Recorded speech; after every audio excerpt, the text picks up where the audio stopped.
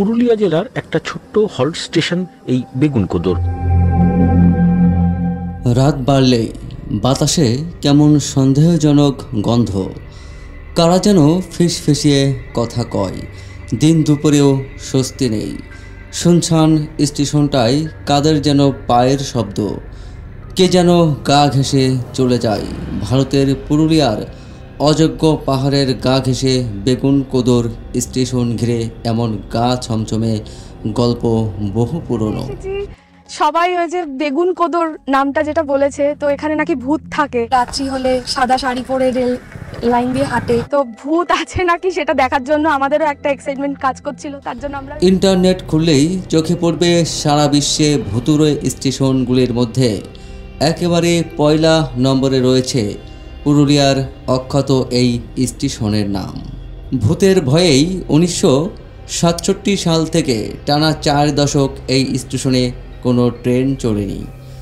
দক্ষিণ পূর্ব রেলের রাঁচি ডিভিশনের পুরুলিয়ার ঝালদা থানা এলাকায় এই স্টেশন।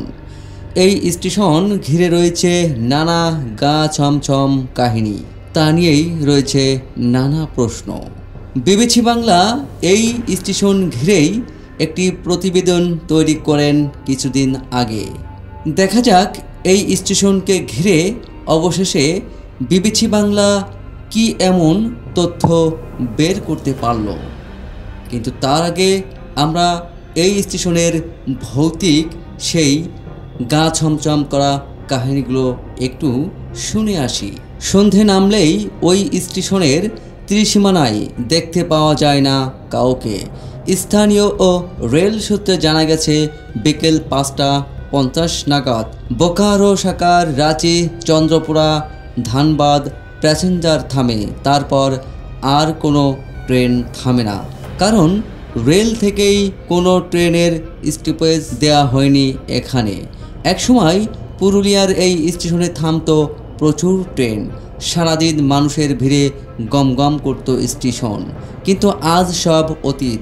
দিনের বেলাতেও ট্রেন চলে যাওয়ার পর স্টেশনের চারিদিক শুনছান, শুধু দাঁড়িয়ে থাকে শতাব্দী প্রাচীন স্টেশনের পাকা বাড়িটি।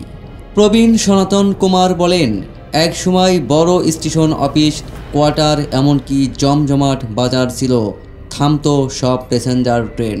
তারপর হঠাৎ কী যে হয়ে গেল লোকমুখে শোনা যায়, বহু বছর আগে একদিন মধ্যরাতে এখানে খুন হয় স্টেশন মাস্টার ও তার স্ত্রী।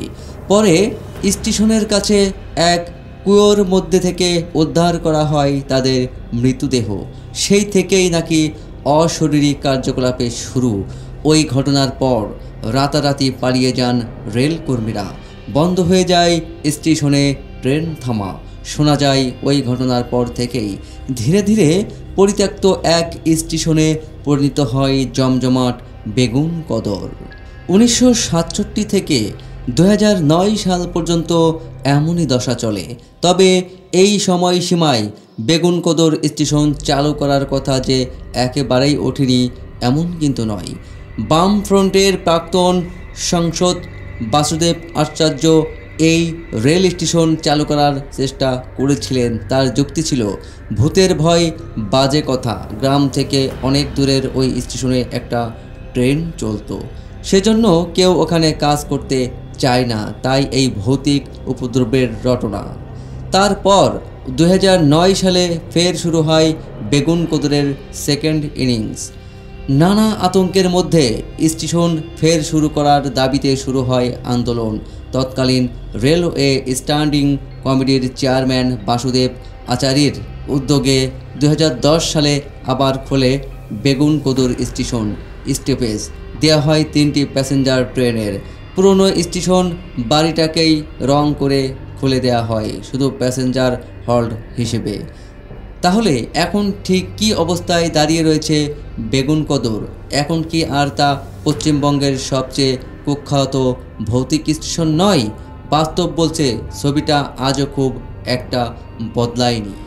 এই ভূতের ভয়েই আজও মানুষ আতঙ্কিত। বারবার নতুন নতুন স্টেশন মাস্টার এলেও ভূতের ভয়ে আজ পর্যন্ত কেউ থাকেননি। ওই ভূতের আতঙ্কেই পালিয়ে যান সব রেলকর্মী থেকে দোকানদার। দিনের বেলায় কয়েকজনকে দেখা গেলেও রাতে ফাঁকাই থাকে স্টেশন। এখনও স্থানীয়দের মুখে শোনা যায়, রাত নামলে হঠাৎ হঠাৎ এখানে দেখা যায় অদ্ভুত আলো। যত রাত বাড়ে বাতাসে ভেসে আসে অদ্ভুত সব গন্ধ। মাঝে মধ্যেই নাকি শোনা যায় অশরীরী কণ্ঠস্বর। দিনের আলোতেও বেগুন কোদর মনে তাস সঞ্চার করতে থাকে স্থানীয় লোকজনের।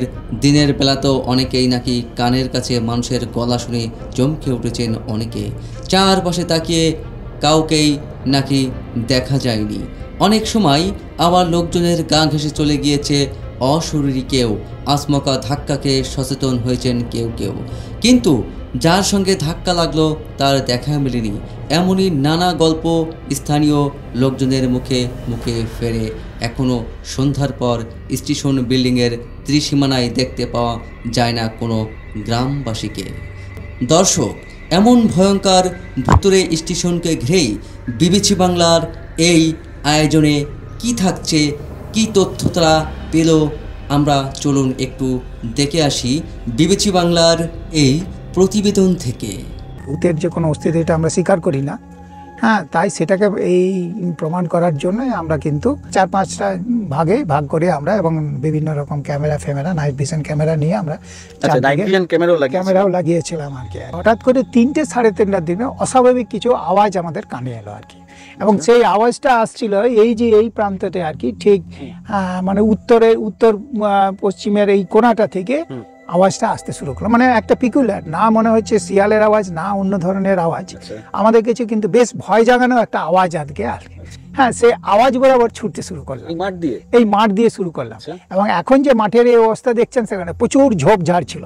তাই আমরা যখন ছুটে গেলাম তখন দেখলাম ওই যে আওয়াজটা যেখানে দেখে কতগুলো লাইট ঘোরাঘুরি করছে, কিন্তু আমরা যত এগোতে থাকলাম লাইটটা পিছিয়ে পিছিয়ে যেতে থাকলো। দেখতে পাই যে 3টে লোক হঠাৎ করে মানে ইয়ে করতে করতে ছুটে পালিয়ে যাচ্ছে। তারপরে যেভাবে তাড়িয়েছিলেন, হ্যাঁ, মানে মানুষ ভূত।